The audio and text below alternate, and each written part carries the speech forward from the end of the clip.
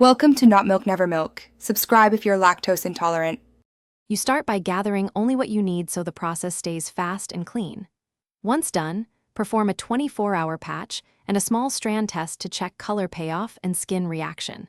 Make sure your hair is dry and free of heavy styling products because temporary dyes adhere unevenly to oily or wet hair. Section hair into 4 equal parts with clips. This creates consistent coverage. Now mix the product per instructions and put on gloves. This is where precision saves time and avoids stains. You should now focus on controlled application because even color distribution determines the final look. Once mixed to the right consistency, begin at the roots and work down to mid-lengths, saving delicate tip application for last to avoid oversaturation. Make sure to work in 1-inch sections and clip away completed areas. This keeps you organized and prevents missed spots.